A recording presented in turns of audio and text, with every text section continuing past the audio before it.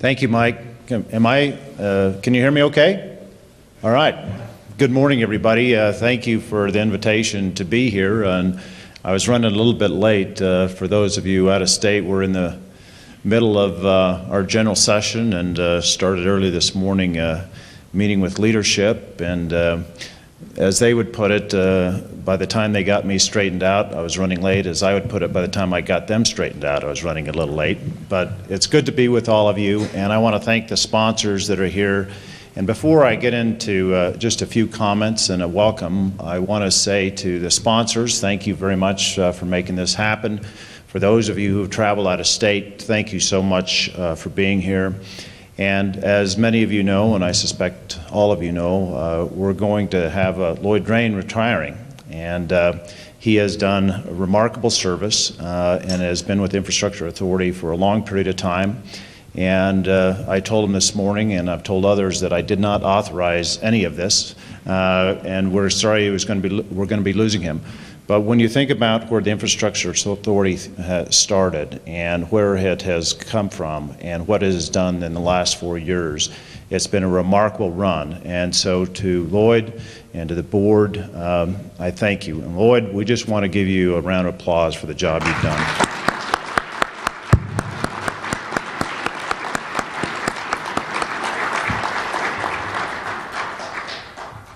As Mike Easley mentioned, when we think about the Infrastructure Authority and its mission, at the highest level it is to, what can you do for Wyoming? What can you do to improve the economy in Wyoming? What can you do to improve the lives of the people of Wyoming? But as Lloyd and Mike have worked and the board has worked, that touches on so many things.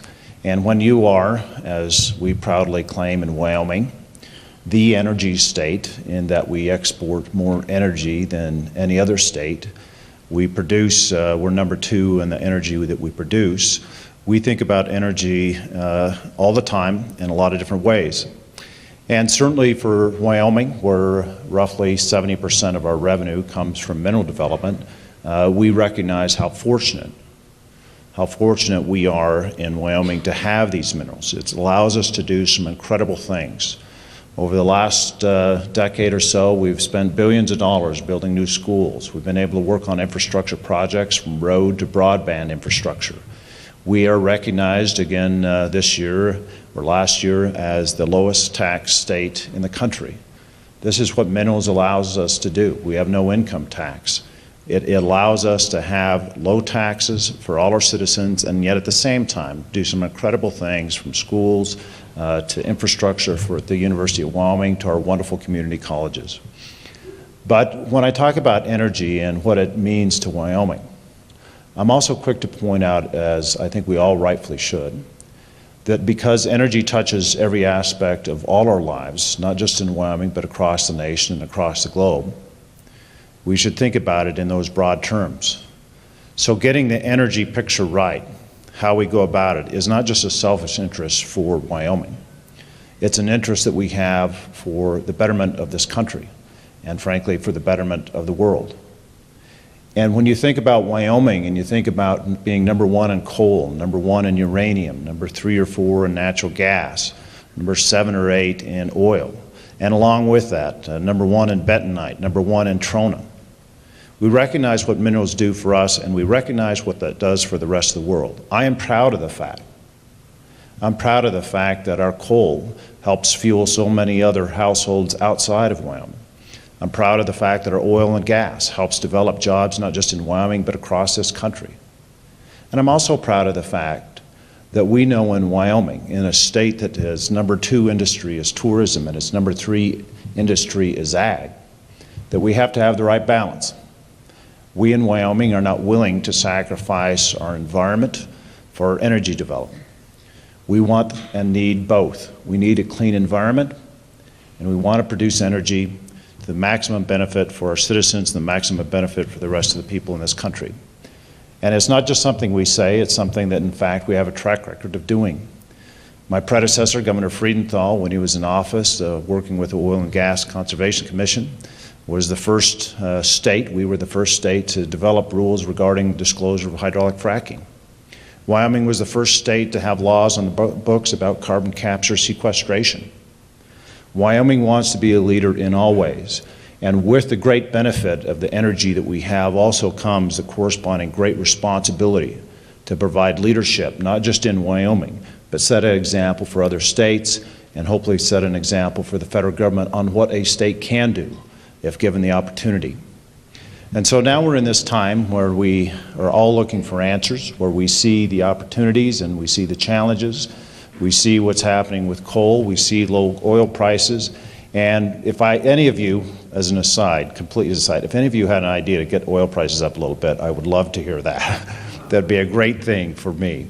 But with regarding, what we do in Wyoming, I also failed to mention, we have the best onshore wind in the country, and we're developing a wind farm that is going to be the largest in the country. And so when we see the energy picture, we're not just saying we want coal or we want oil and gas. We truly believe that should be an all or above approach. But how do we go about doing that? And I talk a lot about energy and how to go about doing it. And a couple of things that I would point out.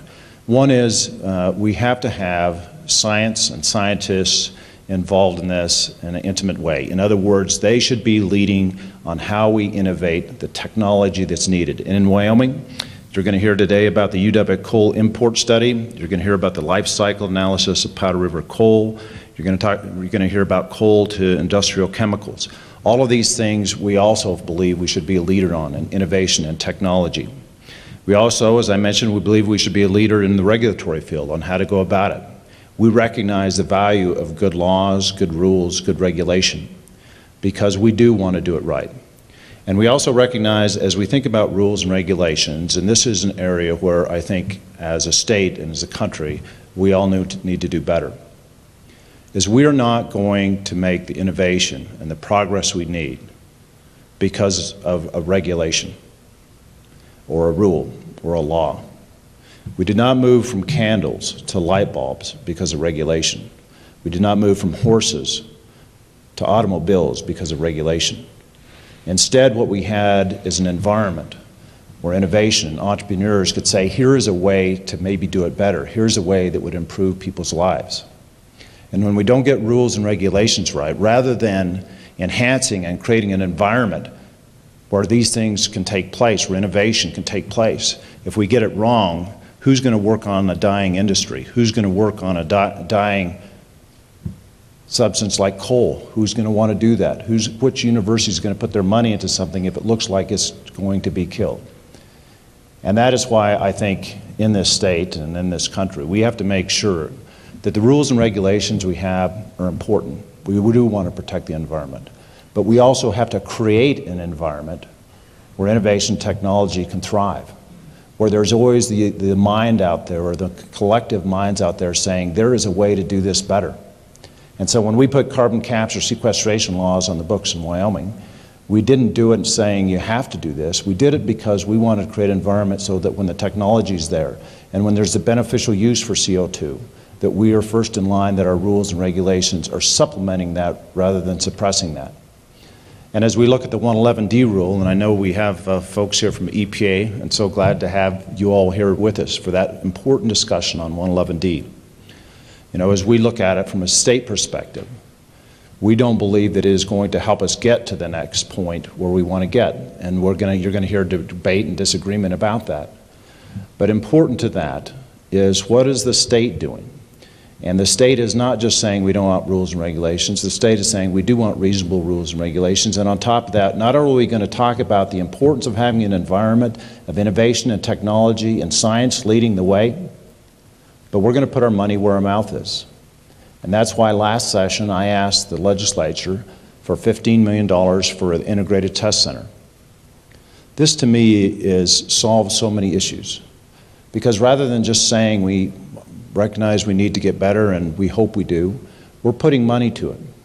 And if we can get to the point with the integrated test center in Wyoming where we have people from all over the world saying we're going to come forward, we're going to find solutions, we're going to figure out how to capture some CO2 and then how to use that CO2, whether it's for enhanced oil recovery or whether it's for graphene, whatever it may be, or whether it's for food stuff, for artificial sweetener, whatever it may be.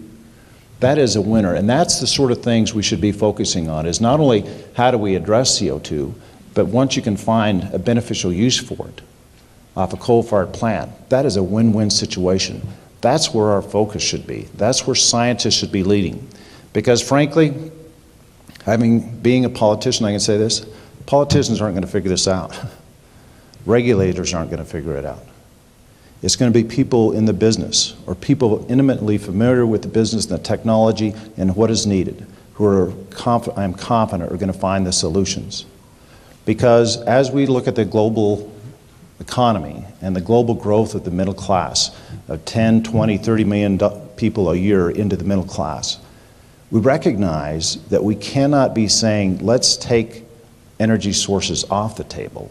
What we should recognize instead is we have to keep all energy sources on the table.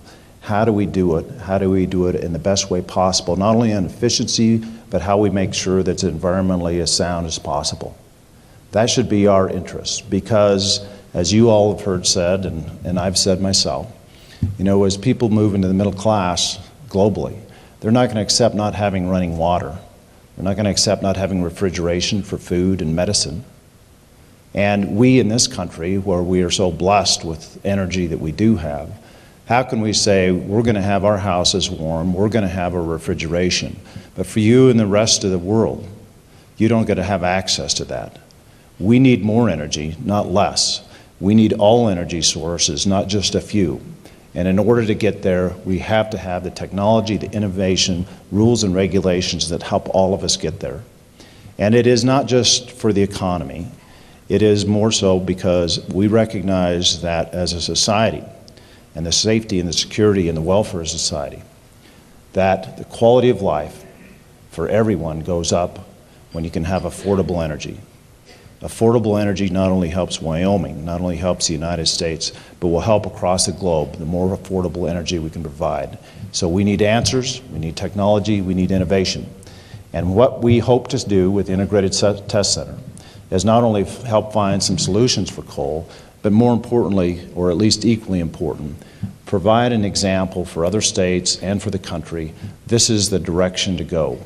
Let's not squelch any individual commodity. Let's instead, to the extent you think there's a problem with it, whether it's uranium, whether it's oil, gas, or coal, let's find real solutions, because we need to keep those energy sources on the table.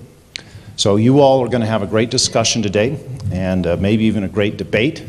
And we have got my staff here to take copious notes about all that you debate and discuss. And I will be looking forward to tonight at 6 or 7 o'clock for you all to give all the solutions that I would ever want out of this room. But most importantly, I say that jokingly, most importantly, I do thank everybody for being here. And I know there's going to be many different perspectives. But we are not going to get where we need to go without groups like this meeting and having those hard discussions, trying to find solutions. A lot's riding on it for Wyoming, a lot's riding on it for the country and for the globe. So thank you all for being here. Welcome to Cheyenne, welcome to Wyoming. I hope you have a fabulous meeting. Thank you.